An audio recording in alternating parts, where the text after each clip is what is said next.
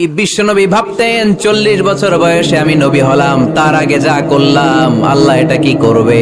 আল্লাহ বলে, নবী আপনার আগের গুনাহ পরের গুনাহ, গুনাহ বলতে কিছুই নাই, সবই মাফ, সব মাফ। তারপরেও আমার নবী বলতেন, আল্লাহে লা আস্তাগফিরুল্লাহ ওয়া আতুবু ফিল ইয়াউম আকসার মিন 70 মাররা। আমি এমন নবী যার কোনো গুনাহই নাই, আগের গুনাহও নাই, পরের গুনাহও নাই, তারপরেও আমি নবী প্রতিদিন 70 বারেরও বেশি তওবা আর ইস্তেগফার পড়ি। আমাদের জন্য শিক্ষা। তাহলে আল্লাহ বললেন, ওয়া ওয়াদানা আনকা বিজরাক, পাপের বোঝা আমি নামিয়ে দিলাম। বিশ্বনবীর কোনো পাপ নাই, পাপ মুক্ত। তাফসিরে 2 নম্বরে এসেছে বিজরুল গম, চিন্তার বোঝা। বিশ্বনবী সব সময় আমাদেরকে নিয়ে চিন্তা করতেন। কাকে নিয়ে চিন্তা? কথা বলেন। আমাদেরও চিন্তা আছে না নাই? কিসের চিন্তা? হ্যাঁ, টাকার চিন্তা। তো আমাদেরও চিন্তা আছে, বিশ্বনবীরও চিন্তা ছিল। 2 চিন্তা কি এক? বিশ্বনবীর কাঁধে তো পুরো উম্মার জিম্মাদারি। কিয়ামত পর্যন্ত যারা পৃথিবীতে আসবে সবার জন্য বিশ্বনবী কাঁদতেন। বিশ্বনবীর গোটা উম্মাহ নিয়ে চিন্তা। সব নবীকে আল্লাহ তাআলা একটা করে দোয়া দিয়েছিলেন আর বলেছিলেন, নবী একটা স্পেশাল দোয়া করার সুযোগ তোমাদেরকে দিলাম, ওই দোয়া করলেই কবুল হয়ে যাবে। কিন্তু সুযোগ পাবা জীবনে কয়বার? সবাই বলেন কয়বার? সব নবী কয়টা করে পাইছে? সব নবী তাদের দোয়াগুলো দুনিয়াতেই করে ফেলেছে। বিশ্বনবী বলেন, লিকুল্লি নবিয়্যিন দাওয়া মুস্তাজাবা। এই দুনিয়াতে সব নবীদের একটা করে মুস্তাজাবুদ দাওয়া আছে। আল্লাহ বলেছে, ও নবী একটা করে স্পেশাল দোয়া করার সুযোগ পাবা, দোয়াটা করা মাত্রই কবুল করে নেব। বিশ্বনবী বললেন, এই পৃথিবীর বুকে যত নবী রাসূল দুনিয়ায় এসেছে সব নবীরা তাদের স্পেশাল দোয়া দুনিয়ায় করে ফেলেছে, ইল্লা আনা, কিন্তু আমি করি নাই। বিশ্বনবী বললেন, ওয়া ইন্নী আখতাবিউ দাওয়াতি শাফাআতান লি উম্মতি ইয়াউমাল কিয়ামা। আমি আমার স্পেশাল দোয়াটা করি নাই। আমার স্পেশাল দোয়াটা আমি আমার গুনাহগার উম্মতকে বাঁচানোর জন্য কিয়ামত পর্যন্ত রেখে দিয়েছি। আমরা যেদিন বিপদে পড়ে যাব, যেদিন আমার আব্বা আমারে চিনবে না, আমি আমার আব্বারে চিনব না, নেতা তার কর্মীরে চিনবে না, কর্মী নেতারে চিনবে না, ঠিক কি না? পীর সাহেব মুরিদরে চিনবে না, মুরিদ পীর সাহেবরে চিনবে না, স্বামী তার স্ত্রীরে চিনবে না, স্ত্রী তার স্বামীরে চিনবে না। নবী থেকে শুরু করে, ওলি থেকে শুরু করে, শহীদ থেকে শুরু করে সবার মুখে একটাই জিকির, ইয়া নাফসি ইয়া নাফসি ইয়া নাফসি।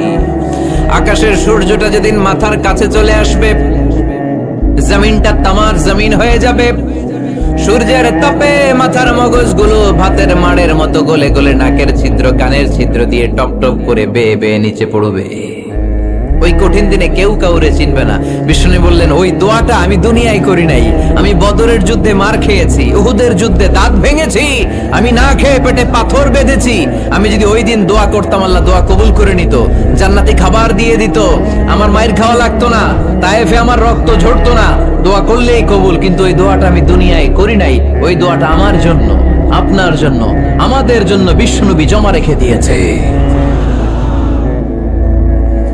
এজন্য বিশ্বনবীর চিন্তা আর আমাদের চিন্তা এক চিন্তা না। বিশ্বনবীর পুরা উম্মতের চিন্তা, কিয়ামত পর্যন্ত যত মানুষ আসবে সবাই আমার উম্মত, না জানি তাদের নসিবে কি হয়ে যায়। এই চিন্তার বোঝা বিশ্বনবীকে কাবু করে ফেলেছিল। আল্লাহ বললেন, নবী নো টেনশন, কোনো টেনশন নাই। আপনার এই চিন্তার বোঝাকে আপনার পিঠ থেকে আমি আল্লাহ নিজ দায়িত্বে সরিয়ে নিলাম। এজন্য আল্লাহ বললেন, আলাম নাশরাহ লাকা সাদরাকা ওয়া ওয়াদা'না আনকা বিজরাক আল্লাযী আনকাযা যাহরাক। যেই চিন্তার বোঝা আপনাকে কষ্ট দেয়, যেই চিন্তার বোঝা আপনারে পেরেশান করে তোলে, আপনার পিঠ থেকে ওই চিন্তার বোঝা নবী আমি সরিয়ে নিলাম। কি দিয়ে সরিয়ে নিল? কোরআনের আলো দিয়ে। আওয়াজ করে বলতে হবে, কি দিয়ে? বিশ্বনবী মক্কায় দেখতেন মূর্তির পূজা হয়, আল্লাহর ঘরের ভিতরে 360টা মূর্তির পূজা। বিশ্বনবী দেখতে পেলেন দুর্বলের উপরে সবলের অত্যাচার। বিশ্বনবী দেখতে পেলেন নারীদেরকে অত্যাচার করা হয়। কন্যা সন্তান হলে বাবা তার মেয়েটাকে নিয়ে জঙ্গলের ভেতরে ঢুকে কিংবা মরুভূমির ভেতরে যে জীবিত দাফন করে দেয়। ওয়াইদাল মাউউদাতু সুইলাত ওয়াদুল বানাত। বিশ্বনবী এগুলো দেখতেন চারপাশে। দেখে এই পথহারা জাতিকে কিভাবে উদ্ধার করবেন, কি দিয়ে উদ্ধার করা যায়, এই টেনশনে বিশ্বনবীর পিঠ বাঁকা হয়ে গিয়েছিল। উপমা, বাঁকা হয়ে গিয়েছিল, বিশ্বনবী সব সময় পেরেশান থাকতেন। আল্লাহ বললেন, নবী টেনশনের দরকার নাই, হেরা গুহায় এমন একটা নূরের আলো দিয়ে আমি আপনারে আলোকিত করব, যার মাধ্যমে সব পেরেশানি দূর হয়ে যাবে। ألم نشرح لك صدرك ووضعنا عنك وزرك الذي أنقض ظهرك। আপনাকে পেরেশান বানিয়ে দেয় এরকম সব চিন্তার বোঝা আমি আল্লাহ সরিয়ে নিলাম। সুবহানাল্লাহ। দুইটা নেয়ামত শুনলাম, এবার 3 নম্বরের নেয়ামত আল্লাহ বললেন ওয়া রাফা'না লাকা যিকরাক। এই আয়াতটা মুখস্থ করতে হবে আজকে, আমার সাথে সাথে পড়েন ওয়া রাফা'না লাকা যিকরাক। সবাই বলেন নাই, পড়েন ওয়া রাফা'না লাকা যিকরাক ওয়া রাফা'না লাকা যিকরাক। নবী হে, আপনার সম্মানকে আমি আকাশচুম্বী করেছি। I have dignified your status high and high, the highest peak. আপনার মর্যাদা উঠাতে উঠাতে আকাশ বাতাস ছাপিয়ে সাত আকাশ কাঁপিয়ে আরশের উপরে নিয়ে গিয়েছি। আপনার মর্যাদা আমার পরপরই, স্রষ্টার পরে পুরো সৃষ্টিকুলের উপরে বিশ্বনবীর মর্যাদা আছে না নাই? এজন্য আল্লাহ বললেন ওয়া রাফা'না লাকা যিকরাক। ও নবী, আপনার মর্যাদা সম্মান আমি আকাশচুম্বী করেছি। আপনার সুনাম সুখ্যাতি মান মর্যাদা আমি গোটা বিশ্বে ছড়াইয়া দেব। এই আয়াত যখন নাজিল হলো, কাফেররা হাসতে শুরু করলো। কাফেররা বলে, মোহাম্মদ বেটা বলে কি, ও জানে বাঁচবে কিনা ওইটাই তো সন্দেহ। আমরা যেই ষড়যন্ত্র পাকাচ্ছি ও জানে বাঁচবে কিনা সে এটাই সন্দেহ, তার নাম গোটা বিশ্বে ছড়াবে কি করে আমরা দেখে নেব। আল্লাহ বলেন, তোরা আমার নবীর সুনাম সুখ্যাতি ছড়ানোর ব্যাপারে বাধা তৈরি করবি, তোরা আমার নবীর ব্যাপারে অপপ্রচার চালাবি, তোদের অপপ্রচারকেই আমি আমার নবীর প্রচার মাধ্যম বানিয়ে দেব। তোরা করবি অপপ্রচার।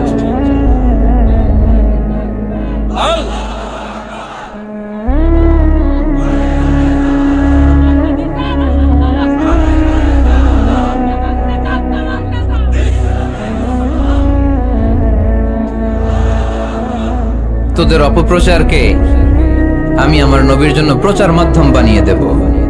এরকম অনেক সময় হয় না যে কেউ কেউ অপপ্রচার করে কারো বিরুদ্ধে, এটা তার জন্য প্রচার হয়ে যায়। কেউ অপপ্রচার চালায়, আল্লাহর মেহেরবানিতে ওইটা তার পাবলিসিটি হয়ে যায়। তার আলাদা করে প্রচার বিভাগের টিম তৈরি করা লাগে না, তার বিরোধীরাই তার প্রচার বিভাগের কাজে নেমে পড়ে। বিষ্ণু বললেন, তোরা, আল্লাহ বললেন, তোরা আমার নবীর সুনাম সুখ্যাতিকে থামাবি, তোদের মাধ্যমে আমি বিশ্ব নবীর সুনাম সুখ্যাতি গোটা বিশ্বে বুলন্দ করে দেব। আবু জাহেল ঘোষণা দিল, খবরদার, হজের মৌসুম, হাজী সাহেবরা গোটা বিশ্ব থেকে আসবে, আমার দলের কর্মীরা তোরা যেটা করবি সেটা হচ্ছে হাজীদের কাছে যেয়ে বলবি মক্কায় নতুন এক পাগল আসছে, নতুন এক জাদুকর আসছে, নাম মুহাম্মদ। নাউজুবিল্লাহ পড়বেন না? খবরদার হাজী সাহেবেরা, এই পাগলের কাছে যেও না। সব হাজিরা গোটা বিশ্ব থেকে এসে মক্কার মিনা প্রান্তরে তাঁবুর ভিতরে ঢুকেছে, আর আবু জাহেলের টিম মেম্বাররা সব তাঁবুর ভিতরে উকি মাইরা কয়, খবরদার, নতুন পাগল আইছে। সবাই কয়, নাম কি? কয়, মুহাম্মদ। নতুন পাগল এসেছে, নাম মুহাম্মদ। নতুন জাদুকর এসেছে, তার নাম মুহাম্মদ। খবরদার, তার কাছে যেও না, তার কথা শোনো না, শুনলে তোমরাও পাগল হয়ে যাবা, তোমরাও পাগল হয়ে যাবা। সে এত বড় জাদুকর, মুহাম্মদ সাল্লাল্লাহু আলাইহি ওয়াসাল্লাম এত বড় জাদুকর, তার জাদু দেখলে, তার কথা শুনলে হাজবেন্ড ওয়াইফের মধ্যে সম্পর্ক বিচ্ছিন্ন হয়ে যায়। সে এত বড় জাদুকর, তার কথা শুনলে বাবা আর ছেলের সম্পর্ক ছিন্ন হয়ে যায়। সে এত বড় জাদুকর, তার কথা শুনলে বন্ধু বন্ধু আলাদা হয়ে যায়। খবরদার হাজী সাহেবরা, তোমরা হজ করতে এসেছো, করো, জমজমের পানি খাও আর খেজুর নিয়ে যাবা বাড়িতে, কিন্তু মুহাম্মদ সাল্লাল্লাহু আলাইহি ওয়াসাল্লামের কাছে যাওয়া যাবে না। আচ্ছা, আপনারা বুঝে শুনে উত্তর দেন। এই যে লক্ষ লক্ষ হাজী মিনার তাবুতে বসা, আর আবু জাহেলের লোকরা যে বলল নতুন জাদুকরের নাম মুহাম্মদ, তার কাছে যেও না, এই লক্ষ লক্ষ হাজীরা এর আগে জীবনেও মুহাম্মদ সাল্লাল্লাহু আলাইহি ওয়াসাল্লামের নাম শুনছে? তার মানে মুহাম্মদ সাল্লাল্লাহু আলাইহি ওয়াসাল্লামের নাম তাদের কানে পৌঁছে দেওয়ার দায়িত্ব আবু জাহেল নিজেই নিয়ে নিয়েছে। চিল্লায় কোন ঠিক কি না? অপপ্রচার প্রচার হয়ে গিয়েছে, আর সবাই মনে মনে ভাবে, কয় কি, এত বড় জাদুকর, হজ করি আর না করি এর না দেখে যাওয়া যাবে না। বস তাড়াতাড়ি কোন রকম সাইরা এই জাদুকরের কাছে আগে যাব, দেখি কেমন জাদু দেখায়, দেখি কত বড় ম্যাজিশিয়ান, দেখি তো কত বড় পাগলের। কারণ আল ইনসানু হারিসুন আলা মা মুনিআ, মানুষকে যেটা নিষেধ করা হয় বেশি মানুষ এটা করতে চায়। যদি বলি ওদিকে যাবি না, ওর বাপের কিরা ওদিকে যাবে ও, ঠিক কি না? এটা আমাদের স্বভাব, আমাদের খাসলা, আমাদের বৈশিষ্ট্য। যেটা আমাদেরকে নিষেধ করা হয় বেশি ওটা করতে মন চায়।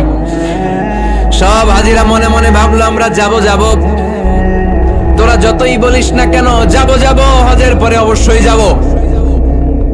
দেখা গেল হজের পরে বিশ্বনবী মুহাম্মদুর রাসূলুল্লাহ সাল্লাল্লাহু আলাইহি ওয়াসাল্লামের বাড়ির সামনে বিশাল বড় গ্যাদারিং শুরু হয়েছে। সবাই লাইন ধরে দেখা করতে গেছে। দেখা করতে যে বিশ্বনবীর চেহারা দেখে প্রথম নজরই সব পাগল। চাঁদের চেয়ে সুন্দর তুমি নবী আমার কমলিওয়ালা, চাঁদের চেয়ে সুন্দর তুমি নবী আমার কমলিওয়ালা, দু জাহানের বাদশাহ তুমি প্যারা নবী সাল্লে আলা, দু জাহানের বাদশাহ তুমি প্যারা নবী সাল্লে আলা, চাঁদের চেয়ে সুন্দর তুমি নবী আমার কমলিওয়ালা। সুবহানাল্লাহ পড়েন। এত সুন্দর চেহারা, বিষ্ণু ঈসা ইসলামের চেহারার মতো এরকম চেহারার মানুষ পৃথিবীতে আছে? দ্বিতীয়টা, অনেকে বলে সাইয়েদনা ইউসুফ আলাইহিস সালামের চেহারা নাকি বেশি সুন্দর। সুন্দর ঠিক, কিন্তু আমার নবীর চাইতে বেশি নয়। বিষ্ণু বলতেন আনা মালিহুন ওয়া আখি ইউসুফু সাবিহুন, আমার ভাই ইউসুফ হচ্ছে সাবিহ, সাবিহ মানে সাদা সুন্দর ধবধবে, আর আমি হচ্ছে মালিহ, মালিহ মানে এসেছে মিলহন থেকে, মিলহন মানে লবণ, মানে লাবণ্যময় সুন্দর।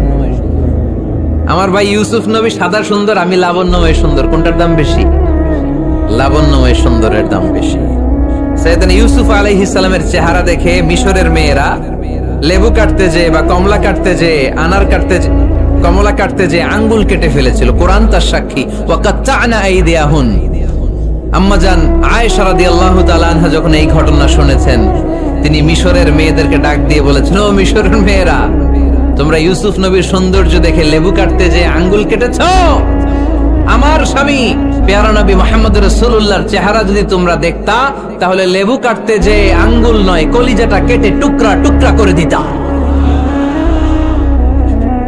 আবার আম্মা জান আয়েশা বলতো, লাকুম শামসুন ওয়া লানা শামসুন, তোমাদের জন্য একটা সূর্য আছে, কিন্তু আমি আয়েশার জন্য আলাদা একটা সূর্য আছে। তোমাদের সূর্যটা প্রতিদিন সকালবেলা পূর্ব আকাশে উদিত হয়ে গোটা দুনিয়াটারে আলোকিত করে দেয়, আর আমার সূর্যটার নাম হলো মুহাম্মদ সাল্লাল্লাহু আলাইহি ওয়াসাল্লাম। মসজিদে নববীতে এশার নামাজের পরে আমার সূর্যটা আমার ঘরে উদিত হয়।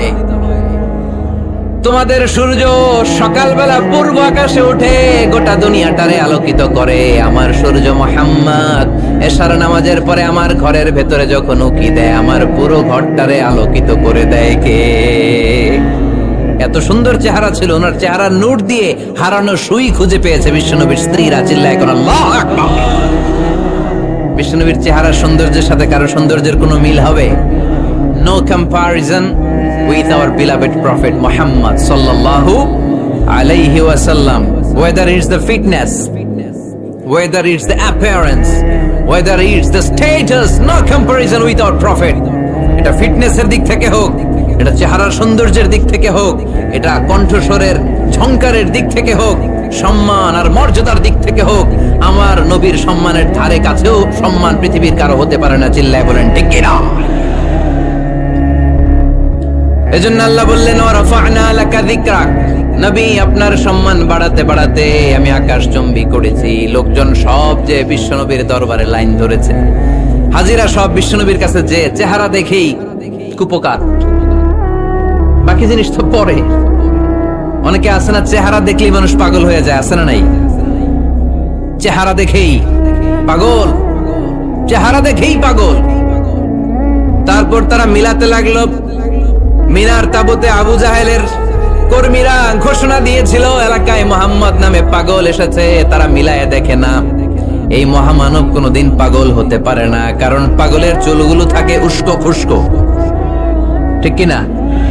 আমার নবী সাল্লাল্লাহু আলাইহি ইসলামের চুল উস্কো খুস্কো ছিল, কত সুন্দর চুল আঁচড়ে রাখতেন, জাইতুনের তেল দিতেন, আতর ঢেলে মাথার শীতির মধ্যে ঢেলে দিতেন, কপাল বেয়ে বেয়ে পড়তো, আর যেখানে সেজদা দিতেন সেজদার জায়গা আতরের ঘ্রাণে আমোদ হয়ে যেত। হাতের তালুতে পারফিউম মাখতেন, আর মানুষের সাথে মুসাফা করলে যার সাথে মুসাফা তার হাতের সাথে নবীর ব্যবহৃত পারফিউমের ঘ্রাণ ছুটে যেত। এত পরিচ্ছন্ন ছিলেন তারা। বিশ্ব নবীর আলের বক্তব্যের মিল খুঁজে পায় না। তারা বলে না, এই লোক কখনো পাগল হতে পারে না। পাগলের চুল থাকে উস্কো খুস্কো, জামা থাকে ছিঁড়া ফাড়া, গায়ের মধ্যে থাকে ময়লা। পাগল কখনো দাঁত মাজে না, কিন্তু বিশ্বনবীর মুচকি হাসির ফাঁক দিয়ে দাঁতের দিকে তাকালে মানুষগুলো সব পাগল হয়ে যায়। স্মাইল দিতেন বিশ্বনবী, স্মাইল, মুচকি হাসি, তাবাসসুম। বিশ্বনবীর মুচকি হাসি দেখলে মানুষ পাগল হয়ে যেত, পাগল পড়া হয়ে যেত। তারা বলে না না, এই মহামানব তো কখনো পাগল হতে পারে না। আবার মিলাতে লাগলো আবু জাহেলের কর্মীরা বলেছিল এটা নাকি বড় জাদুকর, কিন্তু তারা বলে না না, এই অসাধারণ লোকটা জাদুকর হতে পারে না, সে তো কোনো মন্ত্র পড়ে না। জাদু করার জন্য মন্ত্র পড়ার দরকার আছে না নাই? বিষ্ণুনবী কি মন্ত্র পড়তো? বিষ্ণুনবী কি পড়ে শোনাতো? চিল্লায় বলেন, কি পড়ে শোনাতো? কোরআন শোনাতো। এত সুন্দর কণ্ঠ ছিল বিশ্বনবীর, পাগল হয়ে যেত মানুষ শুনতে শুনতে, পাগল পড়া হয়ে যেত, বিমুগ্ধ হয়ে যেত। তারা সবাই বলতে আরম্ভ করলো, আবু জাহেল তুমি মিথ্যাবাদী, তবে তোমাকে ধন্যবাদ এরকম একটা মানুষের সাথে পরিচয় করিয়ে দেওয়ার জন্য। সুবহানাল্লাহ কইলেন না? আমরা মেনে নিতে পারলাম না সে পাগল নয়, জাদুকর নয়, সে হলো এই জামানার পয়গাম্বার। আমরা পড়ে নিলাম লা ইলাহা ইল্লাল্লাহু মুহাম্মাদুর রাসূলুল্লাহ সাল্লাল্লাহু আলাইহি ওয়াসাল্লাম। রাফা'না লাকা যিকরাক। নবী হে, এইভাবে আমি আপনার সম্মানকে বাড়িয়েছি। হাইসুমা যুকিরতু যুকিরতা মাই। নবী যেখানে আমার নাম নেওয়া হবে, আমার পর পর আপনার নামও নেওয়া হবে। পড়েন সুবহানাল্লাহ। যেখানে আমার আল্লাহর নাম, তারপরে আমার নবীর নাম আছে না নাই? কালিমার ভেতরে লা ইলাহা ইল্লাল্লাহ আমার আল্লাহর নাম শোভা পায়, তারপরে মুহাম্মাদুর রাসূলুল্লাহ দ্বিতীয় বাক্যে আমার নবীর সুন্দর নামটা আছে না নাই? কালেমার মধ্যে প্রথমে আল্লাহর নাম, তারপরে নবীর নাম। হাইসুমা যুকিরতু যুকিরতা মাই। নবী কিভাবে আপনার মর্যাদা আমি বাড়াবো জানেন? যেখানে আমি ওইখানেই আপনি। যেখানে আমার নাম নেওয়া হবে, তারপরেই সৃষ্টিকুলের মধ্য থেকে শুধু আপনার নাম নেওয়া হবে। সুবহানাল্লাহ পড়েন। আপনার উম্মতেরা গোটা বিশ্বে সালাত আদায়ের জন্য আজান দিবে। আজানের প্রথম 4 বাক্যে আমি আল্লাহর বড়ত্ব, আল্লাহু আকবার। তারপরের 2 বাক্যে আমি ছাড়া কোনো ইলাহা নাই, এটার সাক্ষ্য দেয়া হবে। তারপরের 2 বাক্যে সবাই সাক্ষ্য দিতে বাধ্য, আপনি ছাড়া দুনিয়ায় আর কোনো শেষ রাসূল নাই। তার মানে আজানের মধ্যেও আমার আল্লাহর নামের পরে আমার নবীর নাম আছে না নাই? এরপর আমরা একামত দিয়ে জামাত শুরু করি। এই জামাতের আগে যে একামতটা দেই, এই একামতেও আল্লাহর নামের পরে আমার নবীর নামটা আছে না নাই? আল্লাহু আকবার, আল্লাহু আকবার, আশহাদু আন লা ইলাহা ইল্লাল্লাহ, আশহাদু আন্না মুহাম্মাদার রাসূলুল্লাহ সাল্লাল্লাহু। তার মানে আজানে আমার নামের পরে আপনার নাম, একামতে আমার নামের পরে আপনার নাম। নামাজের শেষে যখন আমরা শেষ বৈঠকে বসি, সেখানে বিশ্বনবীর উপর দুরূদ আছে না নাই? তার মানে সব জায়গায় বিশ্বনবীর নাম নেওয়াকে আবশ্যক করে দিয়েছে কে? নবী হে। এই গোটা বিশ্বের ভেতরে সূর্য উঠবে, সূর্য ডুববে, শীত যে গ্রীষ্ম আসবে, দিন যে রাত আসবে, এক মুহূর্তের জন্য আপনার নামের আলোচনা থামবে না। চিল্লায় বলো ঠিক কিনা? রাফা'না লাকা যিকরাক। I have dignified your status very high, very high. অনেক উপরে নিয়েছি, আকাশ বাতাস ছাপিয়ে, সাত আকাশ কাঁপিয়ে আরশ পর্যন্ত আমি আপনার মর্যাদাকে বুলন্দ করেছি। এই পৃথিবীতে যত আসমানি কিতাব এসেছিল, সবগুলো আসমানি কিতাবে বিশ্বনবীর নাম উল্লেখ করেছে কে? তার মানে তাওরাতের ভেতরে বিশ্বনবীর নাম আছে না নাই? ইনজিলে, জাবুর, সুহুফে ইব্রাহিম, সুহুফে মূসা, আল্লাযী ইয়াজিদুনাহু মাকতুবান ইনদাহুম ফিত তাওরাতি ওয়াল ইনজিল। ইহুদিরা খ্রিস্টানরা বিশ্বনবীরা মানতে চাইতো না। তারা বলতো, মুহাম্মদ তোমার নাম তো আমাদের কিতাবে নাই। বিশ্বনবী বললেন পড়ো। তারা পড়তে পড়তে বিশ্বনবীর জায়গাটা লুকিয়ে রাখতো। যেখানে বিশ্বনবীর নাম ওরা এইভাবে ধরে রাখতো। বিষ্ণু ইসা ইসলাম এক সাহাবাকে বললেন, আমি তো ওদের ভাষা বুঝি না, তুমি ওদের ভাষা বুঝে দেখো কোন জায়গায় চোরামিটা করে। প্রতিটা কিতাবের প্রতিটা পাতায় পাতায় বিষ্ণুনবীর নাম আছে না নাই? সাইয়েদনা আদম আলাইহিস সালাম থেকে শুরু করে ঈসা আলাইহিস সালাম পর্যন্ত যত নবী এসেছে সব নবী সুসংবাদ দিয়েছে যে একজন নবী আসবে, যেই নবী আসার মধ্য দিয়ে এই আম্বিয়া আলাইহিমুস সালাম পৃথিবীতে আসার যে ধারাবাহিকতা, এই সিলসিলা, এই চেইনকে আল্লাহ তাআলা কাট অফ করে দিবে। সাইয়েদনা আদম তার বংশধরদেরকে বলেছে, নূহ আলাইহিস সালাম তার প্রজন্মকে বলেছে, ইব্রাহিম আলাইহিস সালাম তার জেনারেশনকে বলেছে, মূসা আলাইহিস সালাম বনি ইসরাইলকে শুনিয়েছে। সর্বশেষ সাইয়েদনা ঈসা আলাইহিস সালাম এসে বলেছে, ইয়াতি মিন বাদি ইসমুহু আহমদ, আমার পরে এমন এক নবী আসবে তার নাম, চিল্লায় বলেন, আহমদ বড় বিশ্বস্ত। সে কোন বন্ধু বলো বেশি বিশ্বস্ত? সে কোন বন্ধু বলো বেশি বিশ্বস্ত? কার কাছে মন খুলে দেয়া যায়, কার কাছে প্রাণ খুলে বলা যায়, হওয়া যায় অতি আশ্বস্ত। তার নাম আহমদ বড় বিশ্বস্ত। সুবহানাল্লাহ পড়েন। ইয়াতি মিন বাদি ইসমুহু আহমদ, আমার পরে এমন এক নবী আসবে তার নাম হবে আহমদ। এই নবীর পরে আর কোন নবী আছে? চিল্লায় বলেন, লা নবিয়্যা বাদি ওয়ালা রাসূলা, আমার পরে কোনো নবীও নাই, আমার পরে কোনো রাসূলও নাই। তবে আমার পরে যদি নবী হওয়ার যোগ্যতা কারো থাকে, আমার ওমরে ফারুক নবী হওয়ার যোগ্যতা রাখে। কোন নবী নাই, খাতামুন নবিয়্যিন, আমার পরে কোনো নবী নাই। তার মানে বিশ্বনবীর জীবনে 3 নম্বর নিয়ামত হলো রাফা'না লাকা যিকরাক। মর্যাদা আমি বাড়াতে বাড়াতে বাড়াতে বাড়াতে নবী অনেক উপরে নিয়েছি। আবার আল্লাহ আমাদেরকে ডেকে বললেন, ও ইমানদার বান্দারা শোনো, আমি স্বয়ং আল্লাহ তাআলা আমার ফেরেশতা বাহিনী নিয়ে এই নবীর উপরে স্বয়ং আমি দরুদ পড়ি। ইন্নাল্লাহা ওয়া মালাইকাতাহু ইউসাল্লুনা আলান নবী ইয়া আইয়ুহাল্লাযীনা আমানু সাল্লু আলাইহি ওয়া সাল্লিমু তাসলিমা।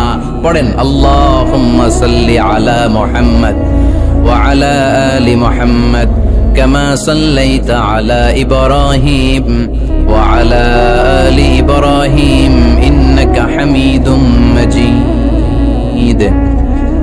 আল্লাহুম্মা বারিক আলা মুহাম্মদ ওয়া আলা আলি মুহাম্মদ কামা বারাকতা আলা ইব্রাহিম ওয়া আলা আলি ইব্রাহিম ইন্নাকা হামিদুম মাজিদ। চিৎকার করে পড়েন সুবহানাল্লাহ। এমন নবী যে নবীর উপর আল্লাহ নিজেই দরুদ পড়ে, ফেরেশতারা পড়ে, এজন্য আমাদেরও পড়ার দরকার আছে না নাই? আবার আল্লাহ বললেন, নবী আপনি এমন নবী যেই নবীকে আমি হাউজে কাউসার দিয়েছি। লক্ষ লক্ষ নবীদের কাউরে কিয়ামতের দিন আমি হাউজে কাউসারের মালিক বানাবো না, শুধুমাত্র কেবলমাত্র একমাত্র আপনি ছাড়া। ইন্না আ'তাইনাকাল কাউসার ফাসাল্লি লিরাব্বিকা ওয়ানহার ইন্না শানিআকা হুয়াল আবতার। সুবহানাল্লাহ পড়েন। এই হাউজে কাউসারের পানি খেতে চান, পান করতে চান? বিশ্বনবী না দিলে খাইতে পারবো আমরা? হাউজে কাউসার পান করতে চান কারা? হাত তুলে দেখান।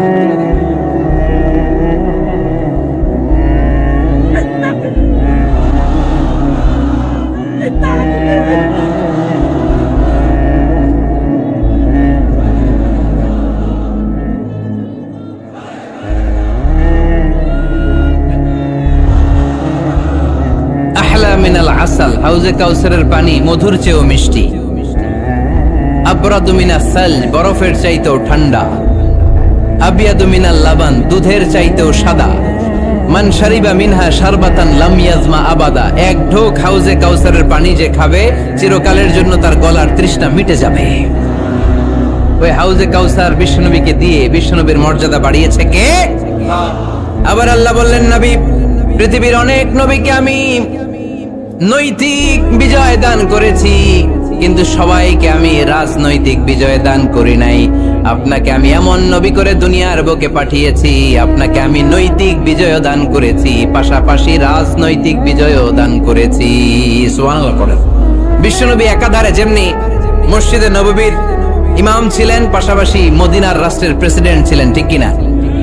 তার মানে ইমাম বা নেতা এমন হওয়া দরকার যে নামাজও পড়াতে পারে, আবার সমাজও শাসন করতে পারে, ঠিক কিনা? এমন নেতার দরকার আছে না নাই? এজন্য বিশ্বনবী বললেন, রব্বি আদখিলনি মুদখালা সিদকিন ওয়া আখরিজনি মুখরাজা সিদকিন ওয়াজআলনি মিন লাদুনকা সুলতানান নাসীরা। ও আল্লাহ, আপনি আমারে সত্যতার সাথে মক্কায় রাখেন, বের করলেও সত্যতার সাথে বের করেন, আর আপনি আমাকে বিজয়ী শক্তি দান করেন। বিজয়ী শক্তি, রাজনৈতিক শক্তি বিশ্বনবী আল্লাহ তাআলার কাছ থেকে দোয়া করে চেয়ে নিয়েছেন। চিল্লায় বলেন ঠিক কিনা? রাজনৈতিক শক্তির দরকার আছে না নাই? দরকার আছে। তা আস্তে করে বললেন কেন? রাজনৈতিক শক্তি থাকার দরকার আছে না নাই? দেখেন, বাংলাদেশ সৃষ্টি হয়েছে কত সালে বলেন? কত সাল? বাংলাদেশের বার্থডে কবে? 1971-এ। এই 71 সালের পর থেকে আমাদের বাংলাদেশে সুদ আছে না নাই? কিন্তু সুদের বিরুদ্ধে ওয়াজ আছে না নাই? আলেম ওলামারা আজীবন সুদের বিরুদ্ধে ওয়াজ করছে। আমরা ওয়াজ আগে করতাম, এখন করতেছি, সামনেও করব, মাগার সুদ মরবে না।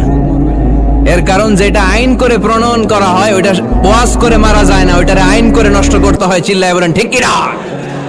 আমি সারা জীবন সুদের বিরুদ্ধে ওয়াজ করলে সুদ যাবে না, কিন্তু দেশনেত্রী মাননীয় প্রধানমন্ত্রী যদি কালকে ঘোষণা দেয় বাংলাদেশের কোন ব্যাংকে ব্যাংকিং ফিনান্সিয়াল ট্রানজাকশনে কোনো সুদ চলবে না, তার পরের দিন থেকে বাংলাদেশে কোনো সুদ থাকবে না। চিল্লায় বলেন ঠিক কিনা? এজন্য সাইয়েদনা ওমর ফারুক বলতেন, ইন্নাল্লাহা লা ইয়াযাউ বিল কুরআন মা ইয়াযাউ বিস সুলতান। আল্লাহ মাঝে মাঝে ক্ষমতার মাধ্যমে এমন কিছু করে যেটা আল্লাহ কোরআনের মাধ্যমেও করে না। চিল্লায় বলেন ঠিক কিনা? কালকে যদি ঘোষণা হয়ে যায় 5 ওয়াক্ত নামাজ যদি না পড়া হয় 5 বেদ। কয় বেদ? চেয়ারম্যান না পড়লে চেয়ারম্যানের পিছনে 5 বেদ, এমপি না পড়লে এমপির পিছনে 5 বেদ। কথা বলেন।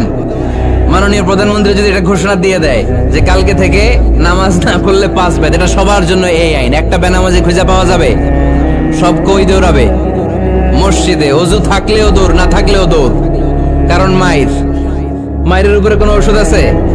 কথা বলেন। কারণ মায়েরে ভিটামিন আছে, মায়েরে কি আছে? এজন্য ইন্নাল্লাহা লা ইয়াযাউ বিল কুরআন মা ইয়াযাউ বিস সুলতান। মাঝে মাঝে আল্লাহ ক্ষমতা দিয়ে এমন কিছু করে যেটা মাঝে মাঝে আল্লাহ কোরআন দিয়েও করে না। এজন্য অনেক নবীকে নৈতিক বিজয় দান করলো। বিশ্ব নবীকে শুধু নৈতিক বিজয় নয়, পাশাপাশি রাজনৈতিক বিজয়ও দান করেছে কে?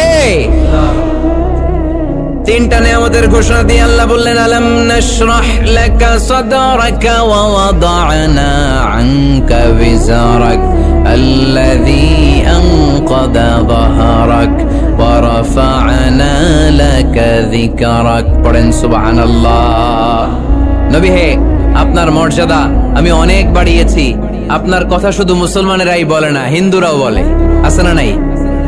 গতকাল এক হিন্দু ভাই আমার হাতে হাত রেখে শাহাদা বাক্য পাঠ করে গাজীপুরে মুসলমান হয়ে গেছে।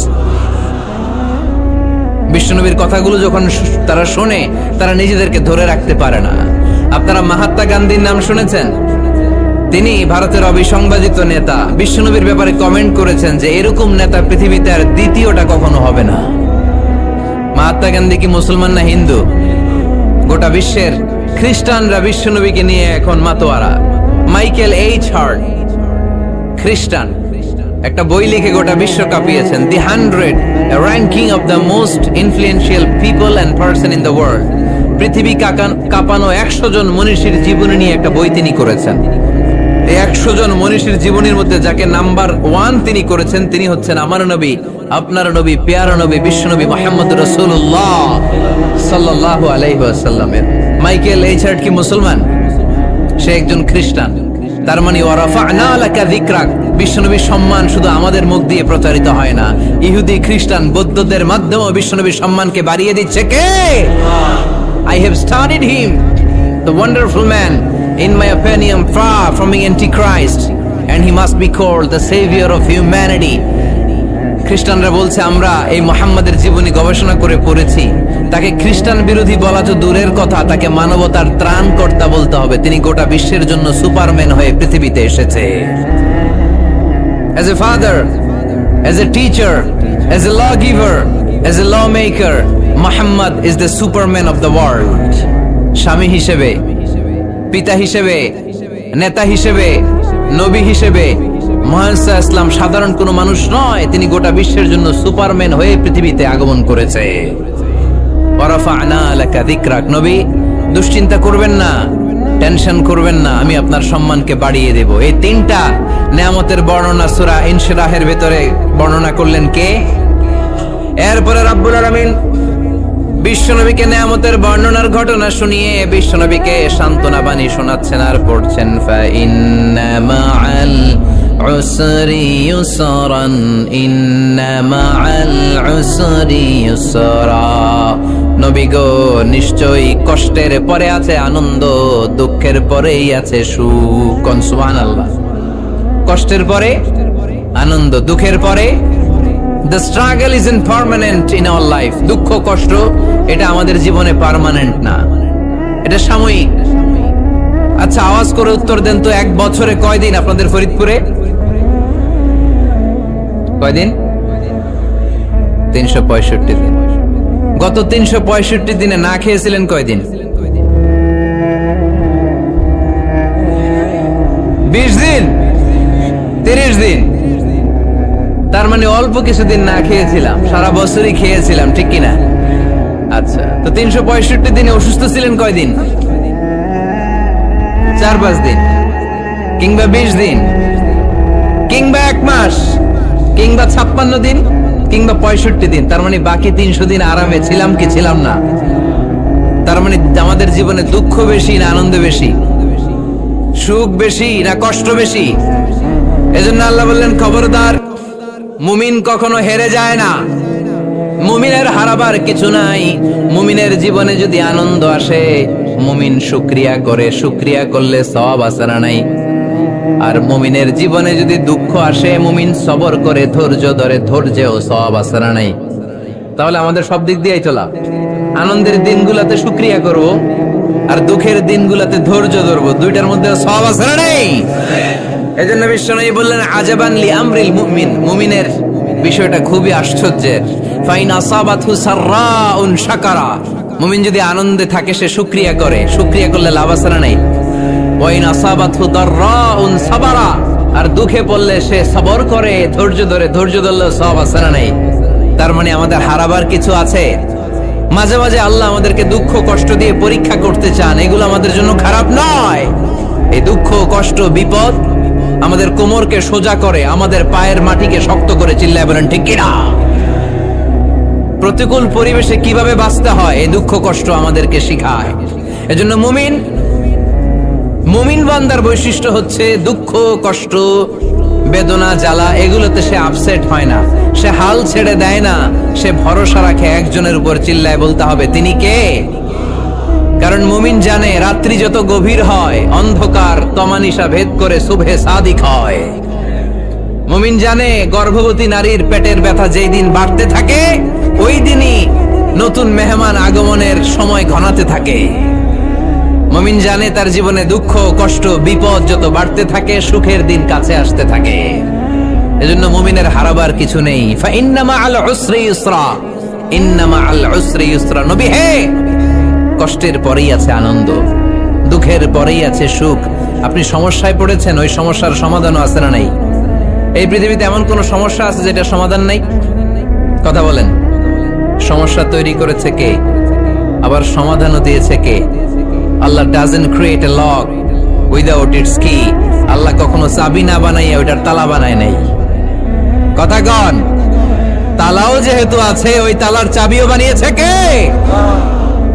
মা আনজালাল্লাহু দান ইল্লা আনজালাল্লাহু লাহু শিফা, আল্লাহ দুনিয়ায় এমন কোন রোগ পাঠায় নাই যেই রোগের ঔষধ বানায় নাই, এমন কোন রোগ নাজিল করে নাই যেই রোগের কোন চিকিৎসা বানায় নাই, হয়তো সেটা আবিষ্কার হয় নাই। অনেকে ক্যান্সারের কথা বলতে পারেন যে হুজুর ক্যান্সার এমন রোগ, এই ক্যান্সার তার নাই কোনো অ্যান্সার, কিন্তু বিজ্ঞানীরা বলতেছে এটারও অ্যান্সার আবিষ্কৃত হচ্ছে। সুবহানাল্লাহ কইবেন না? কিছু কিছু ক্ষেত্রে হয়েও গিয়েছে। এজন্য দুঃখের পরেই আছে সুখ, কষ্টের পরেই আছে আনন্দ। এই দুনিয়াটাই এরকম, কষ্টের পরই আনন্দ। দেখবেন তারাবির নামাজ 20 রাকাত পড়তে কষ্ট লাগে না? কোমরে ব্যথা, হাঁটুতে ব্যথা, কিন্তু 20টা রাকাত যখন শেষ করে মসজিদ থেকে বের হই একটা আনন্দ আছে না নাই? কষ্ট করে পরীক্ষার জন্য প্রিপারেশন নিলেন আপনি কয়েক মাস, কিন্তু ফলাফল যখন ভালো হয় তখন একটা আনন্দ আছে না নাই? সারাদিন রোজা রাখলেন রমজানে, কি কষ্ট, তৃষ্ণায় গলা ফেটে যায়, কিন্তু ইফতারির সময় যখন রুহ আফজা শরবতটা খাই কেমন লাগে? একটা আনন্দ আছে না নাই? এজন্য আল্লাহ বললেন فَإِنَّ مَعَ الْعُسْرِ يُسْرًا إِنَّ مَعَ الْعُسْرِ يُسْرًا। ও নবী, কষ্টের দিন মক্কায় অল্প কিছু দিন, মদিনাতে আনন্দের দিন অপেক্ষা করছে। আমাদের জীবনে যদি দুঃখ কষ্ট আসে আমরা ধৈর্য ধরবো, তাওয়াক্কুল করবো একজনের উপর, তিনি কে? কারণ আমরা বিশ্বাস করি কষ্টের দিন এটা চিরকালের জন্য নয়, সামনে আনন্দের দিন আমাদের জন্য সেট করে রেখেছে কে? তাহলে আমরা সূরাতুল ইনশিরাহ থেকে 3টা নিয়ামতের বর্ণনা শুনলাম, বিশ্বনবীকে কি সান্ত্বনা দেয়া হলো সেটা শুনলাম। এবার 2টা গাইডলাইন শুনে তাফসীর আমরা শেষ করব। শুনতেছেন? কষ্ট হচ্ছে তো উঠা বসা করতেছেন কেন? উঠলেন কারা কারা? শেষ করে দেব? দোয়া করে দেই। কি গাইডলাইন দিলেন শুনবেন? কে কে শুনবেন না হাত তোলেন।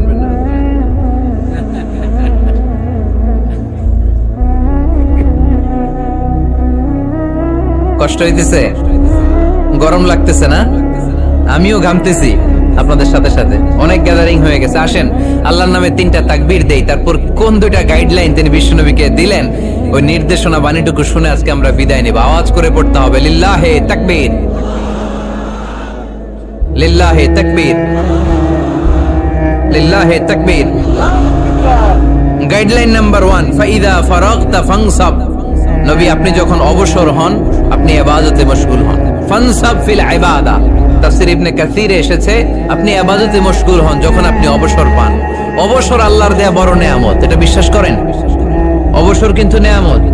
আমরা অনেকেই অবসর সময়কে কাজে লাগাই না, কিন্তু অবসর চলে যাওয়ার পরে যখন ব্যস্ত হয়ে পড়ি তখন বলি হায় রে, অবসরটা যদি কাজে লাগাইতাম। পরীক্ষার পরে 3 মাস ছুটি ছিল, এই 3 মাস অবসরে যদি পড়তাম তাইলে তো আজকে ভার্সিটিতে চান্স পেয়ে যেতাম, ঠিক কি না? এজন্য বিশ্বনবীর আল্লাহ বললেন নবী ফাইযা ফারাগতা ফানসাব ওয়া ইলা রাব্বিকা ফারগাব। মাদানী জীবনে, মাক্কি জীবনে, দাওয়াতি কার্যক্রমের পরে, রাষ্ট্রীয় কার্যক্রমের পরে যখনই আপনি অবসর পাবেন তখনই আপনি ইবাদত করেন, তখনই বেশি বেশি আল্লাহর কাছে দোয়া করে। দোয়াটা খুব শক্তিশালী, কিন্তু আমরা অনেকে জানি না কি করে দোয়া করতে হয়। সিনসিয়ার দোয়া ইজ লাইক এ মিসাইল। আপনারা প্রায় পত্রিকায় শুনবেন আমেরিকা অমুক দেশে মিসাইল হামলা করেছে, শুনছেন? মিসাইল হামলা এমন হামলা, কত সেন্টিমিটার বেগে যে কোন জায়গায় অ্যাটাক করবে, যেখানে মারার কথা ওখানে পড়বে। ঠিক দোয়াটা হচ্ছে মিসাইলের মতো।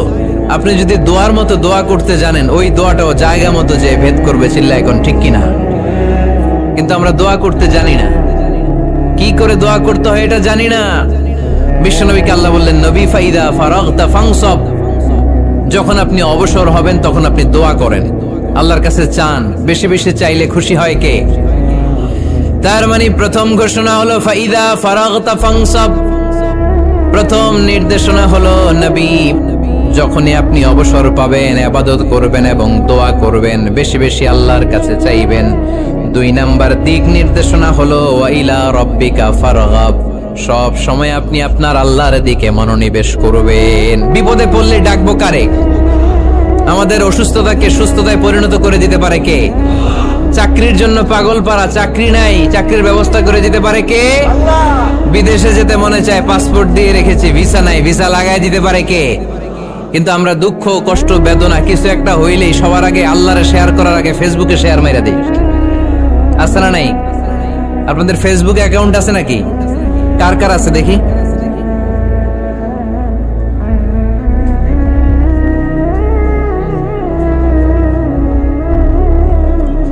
আছে আছে, এটার জন্য আমরা ভালো কাজে লাগাই, ঠিক কিনা? আপনি চাইলেই এমন ভাবে ফেসবুক ফ্রেন্ড লিস্ট করতে পারেন যারা ভালো ভালো জিনিস শেয়ার করে, যারা মোটিভেশনাল জিনিস শেয়ার করে, ইসলামের পক্ষে কথা বলে। আপনার এক একটা শেয়ারে অনেকের জীবন বেঁচে যেতে পারে, ঠিক কিনা? একজন মুমূর্ষু রোগীকে বাঁচাতে রক্তের প্রয়োজন, রক্তের গ্রুপ এ পজিটিভ। যারা রক্ত দান করতে আগ্রহী তারা এই নম্বরে যোগাযোগ করুন। ফেসবুকে মাঝে মাঝে এরকম নিউজ আসে না নেই? আপনি just you put down in share, শেয়ারের মধ্যে একটা পুট করে দিলেন, একটু শেয়ার মেরে দিলেন, ছড়িয়ে পড়লো হাজার হাজার ফেসবুক ফ্রেন্ডদের কাছে। তাদের অনেকে ব্লাড দিতে আগ্রহী, সে তাড়াতাড়ি যে সেখানে ব্লাড ডোনেট করে আসলো।